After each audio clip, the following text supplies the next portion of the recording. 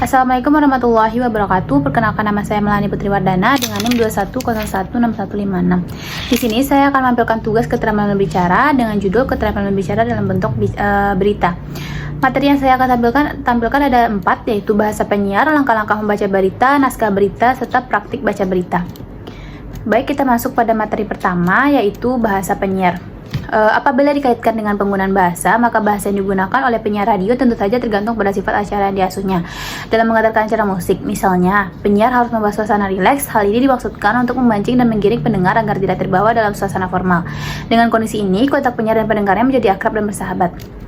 Namun, tumpang tindih dan bercampur aduk dalam menggunakan bahasa sering terjadi, sehingga campur kode, alih kode, atau penggunaan bahasa informal tidak terhindarkan. Tidak tutur pada ragam informal, biasanya penggunaan bahasanya lebih santai, akrab, adanya campuran dengan bahasa daerah yang lebih dominan dalam komunikasi. Dan penggunaan bahasa saat interaksi itu tidak terlalu menuntun kesantunan bahasa yang berlebihan, apalagi jika penutur dan petutur berada dalam satu tingkatan yang sama, baik usia, tingkat dalam keluarga, tingkat ekonomi, maupun tingkat jabatan. Selain itu, pelanggaran terhadap kesantunan bahasa yang digunakan bukan berarti pelanggaran terhadap norma sosial yang berlaku. Hal ini lebih dilatar belakangi oleh tingkat keakraban dalam interaksi yang sedang berlangsung.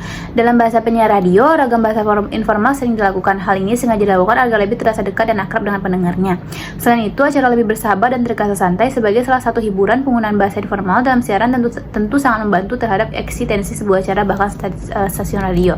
Kita masuk pada materi yang kedua, yaitu langkah-langkah membaca berita. Mereka yang telah berkecimpung di dunia jurnalistik, pembacaan berita menjadi sebuah keterampilan yang harus diasah bagaimana agar bisa menarik atensi pendengar atau penonton dan bersikap netral atau wajar dalam membacakan berita. Itu semua adalah hal-hal mendasar yang harus diperhatikan. Berikut adalah ada beberapa baca rangkuman mengenai bagaimana teknik membaca berita yang harus diperhatikan. Dan ini bisa dicoba untuk dilatih. Lalu apa saja hal yang harus kita perhatikan dalam membaca berita. Hal itu adalah yang akan saya bahas di bawah ini. Yang pertama, ada intonasi. Intonasi disebut juga dengan lagu kalimat. Lalu perhatikan artikulasi. Artikulasi yaitu adalah kejelasan dalam pelafalan atau pengungkapan kata-kata yang akan kita ucapkan. Lalu yang ketiga, volume suara. Volume merupakan tingkat kekuatan dan kenyaringan suatu suara saat mengucapkan kata. Volume suara juga harus diperhatikan, keras lemahnya, serta suara kenyaringan suara diukur oleh pembaca berita.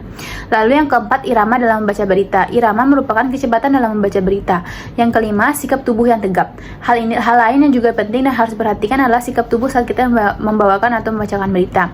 Yang keenam adalah tatapan mata. Tatapan mata yang netral dan fokus juga diperlukan agar kita terlihat percaya diri.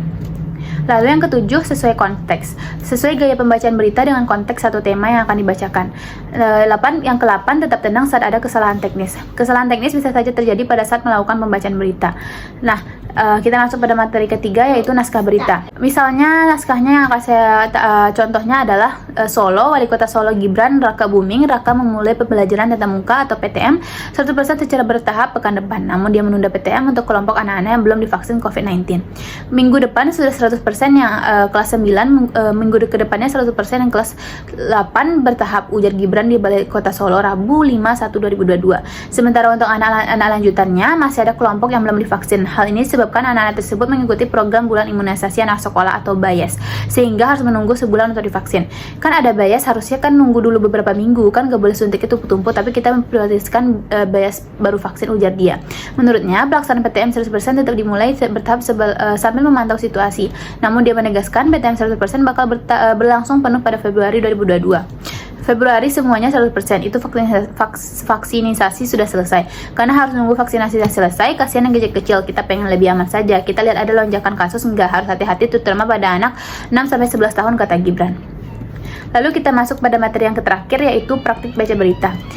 Misalnya, selamat pagi pemirsa, berjumpa lagi dengan saya Novi Puspita dalam acara Sekilas Berita di edisi Minggu 5 Mei 2019 untuk mengabarkan berita-berita yang teraktual dan terpercaya yang kami rangkum dalam seputar berita pagi ini. Kali ini berita mengenai kasus pembunuhan. Keterlibatan Susanti dalam pembunuhan Putri ternyata tidak hanya memancing korban untuk menemui mantan kekasihnya, Andre. Susanti pun ikut menyiksa dan membunuh mahasiswi Universitas Tonggat Tinggi itu. Motif dari pelaku, wanita yang berusia sebaya dengan pelaku Andre dan korban itu terungkap berdasarkan pemeriksaan sementara yang dilakukan oleh pihak kepolisian tadi malam.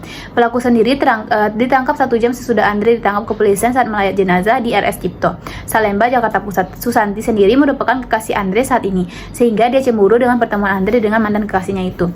Sebelum meregang nyawa, kedua pelaku ini sempat menyiksa korban dengan cara memukul bagian kepala menggunakan balok dan disentrum.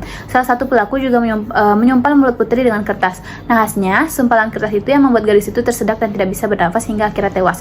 Berikut liputan selengkapnya.